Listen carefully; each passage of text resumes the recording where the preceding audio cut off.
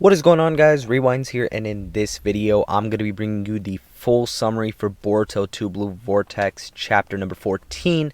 So pretty much I was in a situation very similar to last month where there wasn't a set summary that came out by a leaker, but we did have a lot of full translations going around, page to page.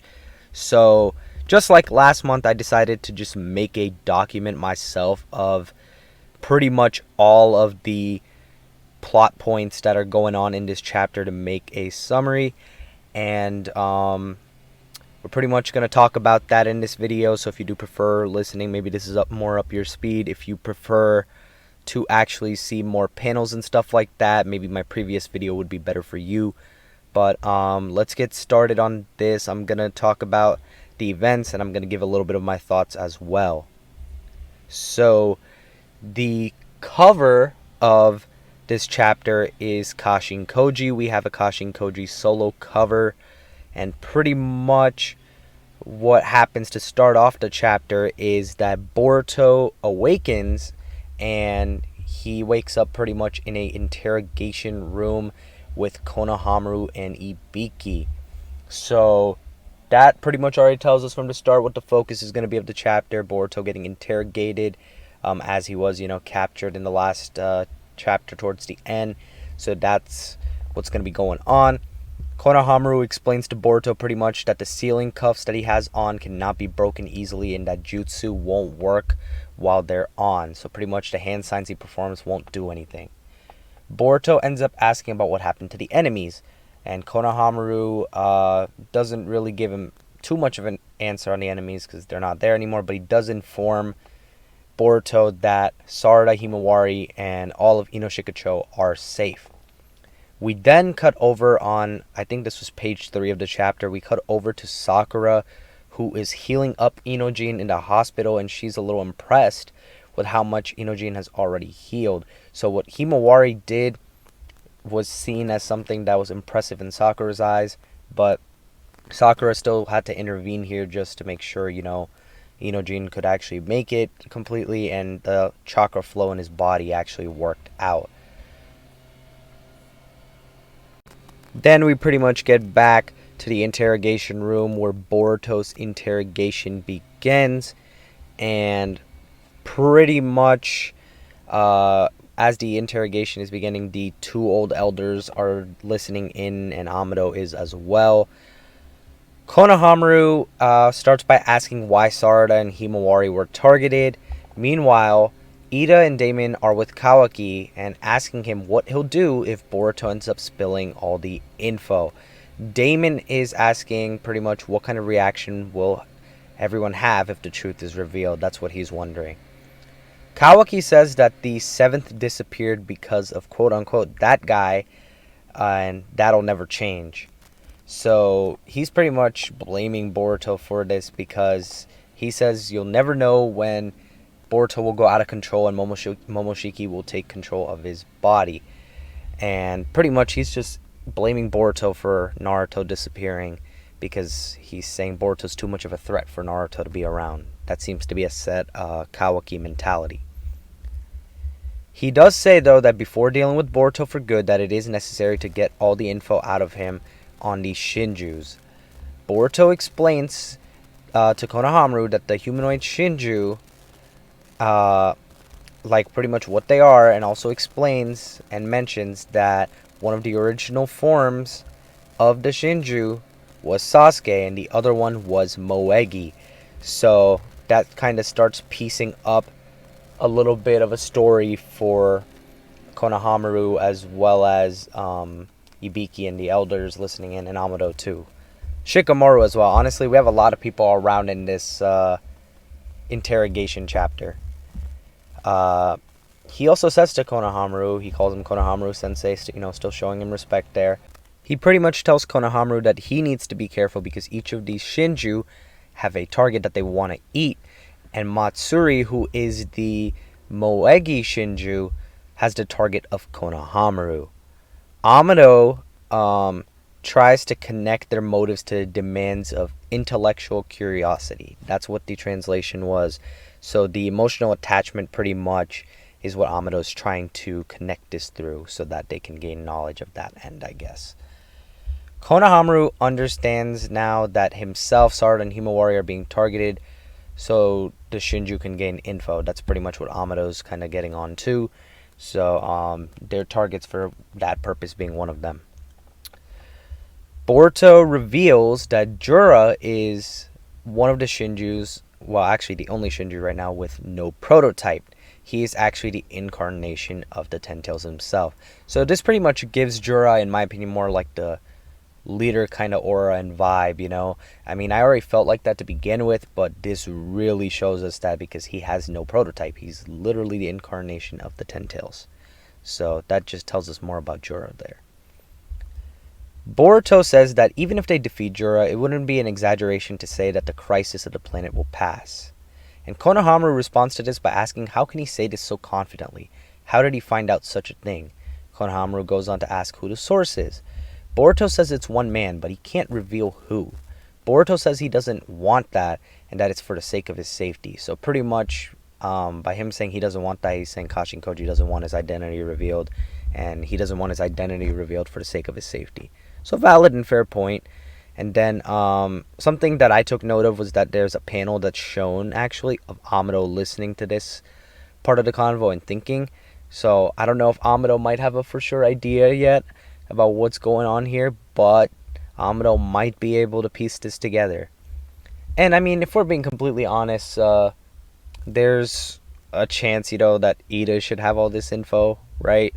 But I guess we can't be 100% sure. We don't know if she's been keeping up with all that, or if she really knows that he's been around with Koji, but one can assume that Ida, with her eye ability, would be able to figure this out, you know.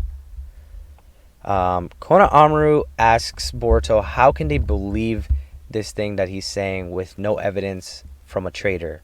And you know, that's a valid point, because we do gotta remember that Boruto is the guy who killed the 7th Hokage in their eyes. You know, someone Konohamaru really looked up to, as well as a guy that pretty much the whole village loved during his Hokage run. So Boruto kind of responds to this by saying he's only really alive right now because of the info he has. And one of the elders steps in there, and he's not, I don't think he's on the scene, but he's just sitting in his chair and he's communicating with them, so maybe through transmission, I'm assuming. And he pretty much calls Boruto a conceited rebel, and he says that not only will they eliminate those monsters, but that Boruto is one of those monsters as well, and that he should not think for 1 second that he is going to leave that room alive. The other elder, she ends up saying that she won't have Boruto killed and suffering if he reveals why he killed the 7th Hokage. So they're still, you know, convinced, of course, that Naruto died to Boruto's hands. And honestly, you know, if you think about it, it makes sense that they would think that too. I personally am not a fan of these elders at all. I hated them during the original Naruto run, and I'm still not a fan of them now. Kind of surprised that we even brought them back, but I guess someone had to be around, and instead of going the Tsunade and Kakashi route of the previous Kage, they decided to do this for whatever reason. But I'm not a big fan of them, and I think in this instance, I guess their point is still valid, because they believe that he killed Naruto, and that's, you know, the village leader. So that's definitely, you know, very traitor worthy, and someone that did something like that would have to face a harsh penalty, I would feel. So I get the mentality on it. Still not a fan of the characters though. But meanwhile, we have Shikamaru recalling his conversation with Boruto from a couple chapters back. I believe it was chapters like 7 or 8, something like that, maybe 6, but one of those 3. And Shikamaru is questioning what Kawaki caused exactly, and he can't remember why he trusts Boruto for sure, but he does. This is an example right here of omnipotence kicking in. This is what Boruto was mentioning to Shikamaru in one of the previous chapters, where he was saying that because of how omnipotence is, you're going to forget, you know, blah, blah, blah details. But if you trust me, then that'll be, you know, something that might be able to override it. but you just won't be able to know why you trust me. That's kind of the mindset here. Boruto says pretty much that he didn't kill the 7th Hokage and that his wife is still safe too. And honestly, reading that panel kind of hurt me a little bit, because you gotta just think of what Boruto's been through, and now he's not even referring to Hinata as his wife, and he's pretty much doing that, I guess, not to out Kawaki here, and that's just props to Boruto's character for still wanting to patch things up and all that and not put Kawaki in trouble. This information shocks them, and the elder asks where they're hidden and why. The other elder, I spelled this one wrong, I wrote older elder, but the other elder says that Boruto is lying. Boruto responds by saying he has not told a single lie. Ibiki then starts getting closer to Boruto, and he is ready to attack. And pretty much what happens after that is Shikamaru knows things are about to get rough, so he contacts Ino and asks how Inojin is at first, and then Ino's figured it out. Ino knows that Shikamaru might want like a transmission connection to Boruto, and Ino is questioning again if she really wants to connect Shikamaru to only Boruto and not report it overall, since it's a violation of many rules. And Shikamaru tells Ino it's a top secret mission. Ino pretty much responds to this by saying she can't help Shikamaru this time, even as a friend. Then we go back to Ibiki, who is asking Boruto to reveal the 7th Hokage's location now. If not, he will die with the taint on his reputation. Ibiki slams Boruto's head on the table when he doesn't respond. So this is how you know stuff is getting serious now. So physical violence has been thrown in now into the interrogation. And Ibiki tells Boruto pretty much that he wanted to punch him so bad for the last 3 years for killing Naruto. Boruto responds to this by saying he envies him for having the free time. Honestly, great lines on both sides. This might be my favorite page possibly of this chapter, or one of them at least, because the Ibiki part just shows you how much he cared for Naruto, wanting to punch Boruto this bad because he remembers Naruto from like way back when he was a kid and he passed the exam. So in Ibiki's perspective, this is something, that is kind of personal for him now. And especially since he's been waiting years now to find a guy that killed Naruto and do this to him. Boruto's response is great too, because he says he envies him for having a free time, and I love that response because Boruto's been on the run for the longest time, and Boruto's pretty much been trying to survive, and he hasn't had time to think about, I guess, something like this. But honestly, great response by Boruto. We know Boruto's been on the run, Boruto's been training, Boruto's been trying to prep for this Shinju threat that was coming, and now they're dealing with it now. Boruto continues getting hit, and Shikamaru finally says enough, and he pretty much gets Ibiki to stop hitting Boruto by saying that Boruto won't spill secrets through pain. Shikamaru then says he's going to use poison and calls Mitsuki.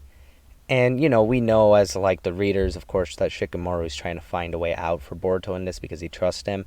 But yeah, he calls Mitsuki. Konohamaru advises against this because he knows that Mitsuki has a strong murderous intent towards Boruto. But then again, Konohamaru never saw that Boruto versus Mitsuki fight all the way in chapter 7 and how that ended.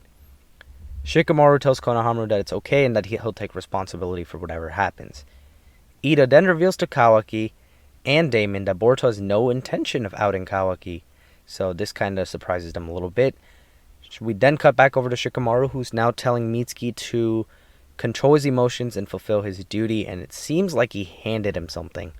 And as soon as Mitsuki gets in there, Konohamaru emphasizes to Mitsuki that they need Boruto, so not to kill him. Boruto then asks Mitsuki if he's still stupid enough to be looking for a son. Mitsuki goes sage mode in response to this and pins him against the wall. He sneaks a snake behind him to get him out of the cuffs.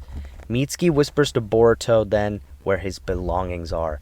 So Mitsuki put on a pretty good act here, and then he, whispers to Boruto where these belongings are. So it seems like Mitsuki might have been won over by Boruto, perhaps. Ibiki ends up pulling back Mitsuki, and Konohamaru starts making his way over too.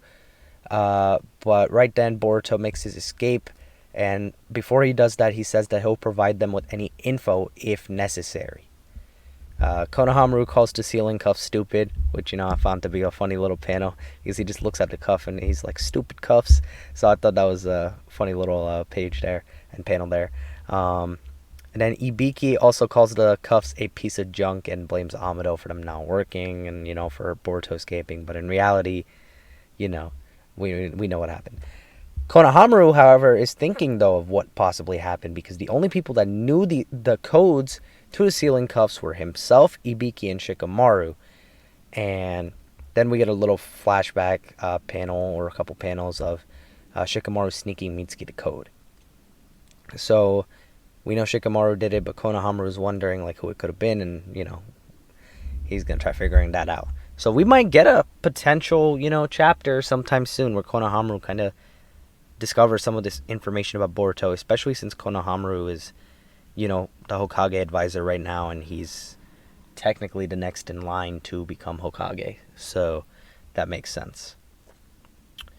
Next thing is that Boruto teleports to where his sword and cloak is, and he takes them and tells the two shinobi that were guarding it that it's not their fault. I found that to be kind of funny too.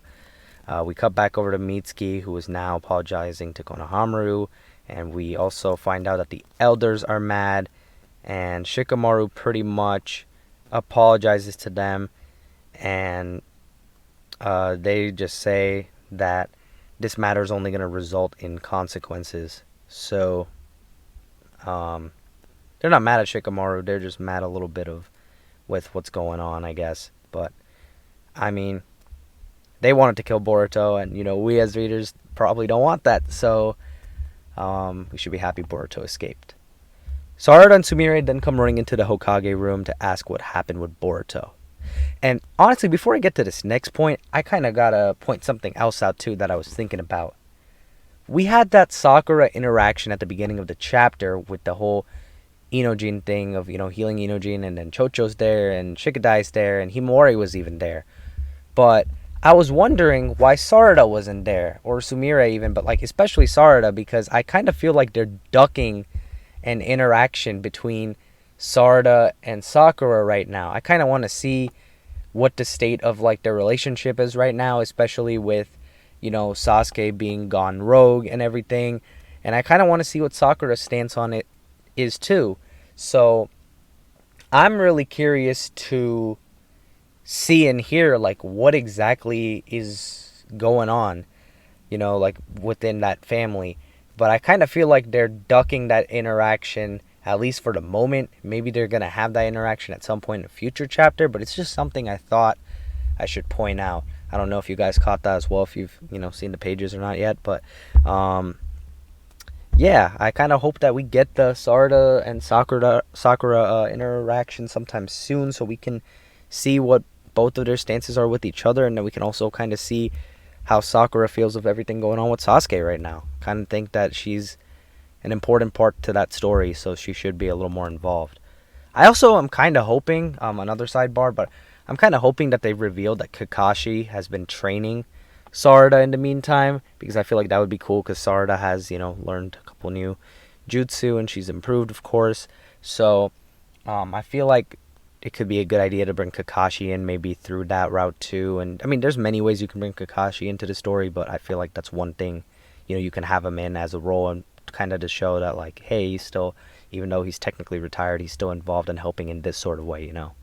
It would just make sense. I kind of want certain characters to be shown, because it just doesn't sit right with me that we have all this crazy stuff happening in the village, and then some of these characters are nowhere to be seen.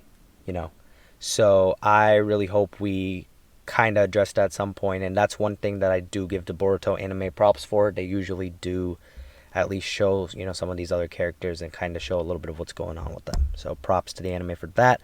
Hopefully the manga continue showing more people manga did good this chapter because you brought in Ibiki, which we haven't seen much of in a while, and you brought in these elders, which we've only seen in Two Blue Vortex. Again, even though I'm not a big fan of them, it is nice to be seeing some of the older characters reoccurring just to kind of see what their mindset on things are. I don't need them to be. I don't need the older characters to necessarily be super duper involved in the story, but I would like to see some of the older characters just have some sort of input shown. But moving back to the chapter, an urgent message then arrives from Kankuro to Shikamaru, and he says that both Gaara and Shinki were defeated. And he says that they're both alive, but Shinki has the symptoms of a tree. He asks for them to lend strength and that he'll explain details later. So, the Sand Village has been attacked, and it seems like Shinki has been pretty much set up to become the next Shinju, which is exactly what we saw in the Kashin Koji future sight of the pre-science in the last chapter.